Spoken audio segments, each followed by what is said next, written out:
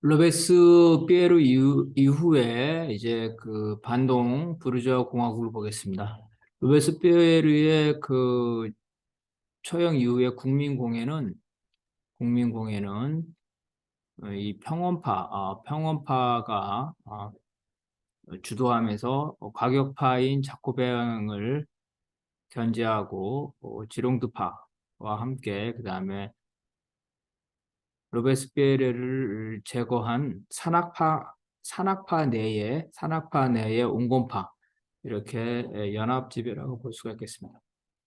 그 급진혁명에 반대하는 공화파들의 연합체이고 그래서 우파인 왕당파의 공격을 받고 또 좌파인 그 자코뱅파 잔당의 공격을 어, 받았습니다. 산악파는 내부 투쟁으로 노베스피에르를 제거하기 위해서 이제 중간인 평원파에게 동맹을 청했는데 로베스피에르를 제거한 이후에 평원파 힘이 강력해지면서 산악파는 약화되고 맙니다. 그래서 평원파가 이 산악파, 로베스피에르의 제거에 협력한 대가로 이 산악파의 도움을 받으면서 혁명을 후퇴시키는데 산악파는 어쩔 수 없이 혁명 후퇴에 동의할 수밖에 없었습니다. 평원파는 이제 부르주아 출신들로 그 왕당파 왕당파에 대해 반대는 확실하고 공화국이지만 대부르주아죠. 그래서 급진 정책에 반대를 합니다. 로베스피에르의 처형과 함께 파리의 무산대중 생클리트도 후퇴를 하게 되고 영향력이 감소됩니다. 특히 많은 파리의 무산 대중이 국민의용군, 즉 군대로 들어가게 되면서 무장 세력도 줄어들게 됩니다. 그래서 이런 로베스피에르의 평등주의적인 미주지 이념도 쇠퇴를 합니다. 노동자들이 이제 로베스피에르의 최고 임금제, 그러니까 최고 가격제죠. 최고 가격 중에는 상품 가격도 억제하지만 임금도 억제하는데 로베스피에르의 최고 임금제를 대해서 비판을 했는데 그래서 이것 때문에 노동자들이 이제 그 로베스피에르에 대해서 그 공격을 많이 했습니다. 근데 최고 임금제를 폐지하면 최고 가격제 전부 다가 폐지되기 때문에 생필품의 가격도 오르게 되겠습니다. 그래서 노동자들이 이러한 것들을 아직은 인식을 못했지만 결국은 최고 가격제가 폐지가 되니까 실제로 생필품 가격이 폭등해서 식량난이 증가하게 됩니다. 자, 반동적으로 혁명적 법을 다 폐지를 합니다. 방토스법, 망명자, 반혁명 세력의 재산을 몰수하는 법을 폐지를 하고요. 나아가서 그 과격파들이 모여있는 파리의 자코뱅 클럽을 습격을 하고 국민공회는 이거를 폐쇄시켜 버립니다. 최고제도가 폐지되고 원공파인 지령두파, 원공공화파를 복권하고 여기에 대해서 이제 그 파리의 생클리트들이 저항을 합니다. 그 식량난에 대해서 저항을 하고 로베스피에르의 헌법을 시행할 것과 그다음에 로베스피에르 그죠? 급진주의자들을 석방할 것을 외치면서 국민공회를 점령을 하면서 폭동을 일으킵니다. 이에 대해서 이제 그 부르주아들이 국민공회가 강제 진압을 하게 됩니다. 의회가 소집한 국민방위대에서 어, 폭동이 진압되고 산악파 의원들, 급진파와 수백 명의 그 무상 대중들이 처형이 됩니다. 그래서 이러한 이제 그 급진파에 대한 반동이 강화되면서 백색 테러가 확대되면서 혁명이 이제 보수화되고 로베스피에르 시절에 혁명 재판소도 폐지가 됩니다. 그 왕당파는 이제 복고를 누리고 있는데 왕당파는 루이 16세의 동생 프로방스 백작을 계승자로 해서 이를 루이 18세를 세우려고 합니다. 그래서 서부 지역에서 왕당파가 강한 지역인데 여기서는 이제 슈앙이라는 왕당파 조직을 만들게 됩니다. 왕당파들은 이제 그 삼부의 재건과 구체제를 회복시키겠다고 하면서 정치적 활동을 공식화하게 됩니다. 이때 영국군과 영국군과 프랑스의 망명자의 군대들이 프랑스에 상륙하게 되면서 왕당파에 대한 적개심이 다시 또 고조가 됩니다. 이에 따라서 왕당파 포로들을 총살 학살하게 됩니다. 이 시기에 국민공회는 이제 그 쿠데타가 자주 일어나는데요. 쿠데타가 자주 일어나는데 이 쿠데타가 일어나면서 정치가 불안정해지면서 결국은 이 쿠데타의 정정 불안을 극복하는 나폴레옹에게 권력이 넘어가게 됩니다.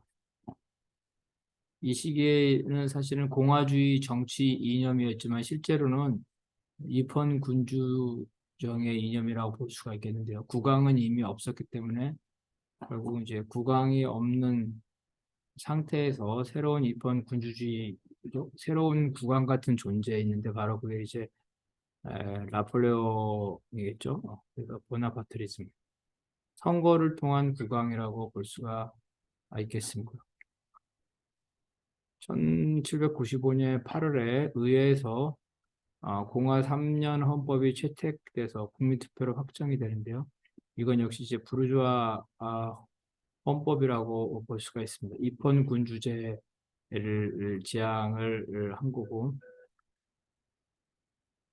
이거는 이제 부르주아와 함께 국유재산 구입으로 토지 소유가 된 농민들입니다. 토지 소유자들, 재산 소유자들을 말한 겁니다. 그래서 이제 재산이 없는 사람들은 투표권을 안 주게 됩니다. 그래서 이 국민공회에 투표할 때는 재산이 없는 사람도 투표권을 줬는데 이 헌법은 재산이 없는 사람들의 투표권을 박탈하게 됩니다. 농민들이 일단 토지를 소유를 하자, 그 구체제에도 반대했지만 사유재산을 부정하는 과격파나 바이오프와 같은 공산주의자들도 두려워하게 됩니다. 그래서 이 법은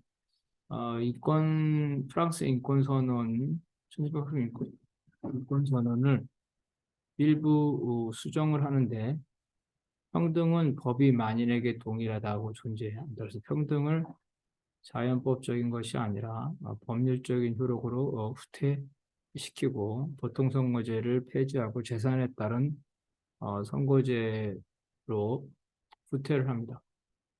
다만 왕당파의 복귀를 막기 위해서 3분의 2 법이라는 게 많은데요. 새 입법부는 3분의 2의 의석은 공화주의자인 국민공회의 의석으로 채워져야 된다. 그렇지 못할 경우에는 당선자가 부족할 경우에는 그만큼 임명을 하도록 이 법이 만들어졌습니다. 이거에 대해서 왕당파들이 저항을 해서 왕당파들이 또 반란을 일으킵니다. 이들은 선거를 한 주일 앞두고 이 3분의 2 법에 반대하는 폭동을 일으켰는데 이 당시에 그 생활고가 심했기 때문에 파리 시민들이 여기에 일부 그 동조를 하게 됩니다. 결국은 이 왕당파의 반란을 국민공회가 독자적으로 진압할 수 없었기 때문에 군대를 불러들인데 바로 이때 나폴레옹이 반란을 진압하는 데 결정적인 공로를 세우면서 그 민중들의 지지를 받게 됩니다. 그리고 이제 국민공회 헌법을 폐지하고 도독정부, 새로운 헌법에 따라 도독정부가 출범합니다. 이 도독정부는 양원제와 다섯 명의 도독, 뭐 총독이라고 볼 수도 있겠죠. 이렇게 행정을 위임하는, 그래서 이제 입법부가 5명의 총독에게 행정을 위임하는 이러한 정부 형태입니다. 이 도덕 정보는 이제 현 상태를 유지하고 사회를 안정화시키는 것. 그래서 온건한 공화주의 중도가 그 노선이라고 볼 수가 있겠습니다. 도덕 정보는 이제 재정적인 파탄과 전쟁 수행이라는 이런 문제가 있었고, 그 다음에 이제 그 혁명 통화, 화폐의 가치 하락, 물가 폭등, 빈부격차, 산업의 침체, 실업의 증대, 빈곤 이런 문제들을 해결을 해야 되는데 도덕 정보는 역부족으로 이런 문제를 해결하기를 하지 못합니다. 이런 사회적 분란 속에 이제 그 수그러졌던 작고백 과격파들이 이제 판테온 클럽이라는 조직을 만들게 되고 여기서 이제 좌익들이 모이게 되고 바베프와 같은 공산주의적 경향을 가진 과격한 평등주의자들이 여기서 조직하게 됩니다. 이들은 과거의 과격파, 산악파와 군대와 빈민 계층으로 깊이 들어가게 되고 그래서 도덕정부가 이 판테안 클럽을 폐쇄를 하고 바베프 등을 체포한 다음에 여기에 가담자와 바베프 등을 사형에 처하게 됩니다. 이런 도덕정부의 그 좌익에 대한 탄압으로 좌익들은 이제 도덕정부에 대해서 신뢰를 접습니다. 그 반동으로 왕당파들의 활동이 더욱 활발해지는데요. 전- 아, 봅시다. 이제 프렉티도로 18일 쿠데타, 근데 왕당파의 득세와 최후인데요. 입법부 의원의 3분의 1을 계산하는 선거에서 대부분 그 군국주의자들이 당선되자 왕당파는 이제 폭력이 아니라 선거를 통해서 권력을 잡을 수 있을 것으로 여깁니다. 그래서 이에 대해서 공화파가 왕당파의 숙청을 하고자 하는데 독자적으로 숙청할 능력이 없기 때문에 나폴레옹에게 이거를 건의하고 나폴레옹은 자기 이 부하를 보내서 그 파리의 사령관, 파리방위 사령관으로 임명했는데 이 장군이 아, 쿠데타를 일으킵니다. 그래서 이 쿠데타를 일으켰는데 이 쿠데타에 그 새로 두 명의 도독이 두 명의 총독이 들어가는데 이들은 과거에 급집파였던 혁명가들이 됩니다. 그래서 2차 도독 정부는 이제 망명한 보수 귀족 승려들의 탄압을 강화했고 언론도 통제를 하면서 왕당파에게 치명타를 줍니다. 그렇게 해서 이제 사회적인 불안은 여전히 지속되고 쿠데타가 반복이 됩니다. 선거에서 자코뱅파, 과격파가 다수를 얻었습니다. 그러자 이 도독 정부는 이 선거를 인정하지 않고 선거 조사령을 제정하고 새로 선출된 과격파 의원들을 제거를 합니다.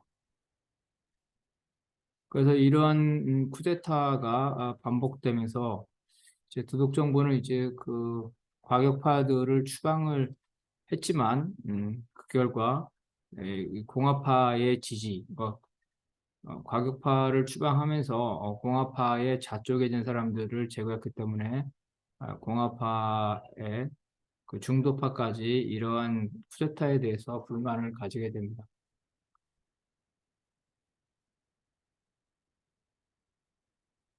그래서 다시 또 이제 그 1799년에 1799년에 과격파가 다시 되고 당선이 되고 이 과격파가 새로운 총독에 임명이 됩니다.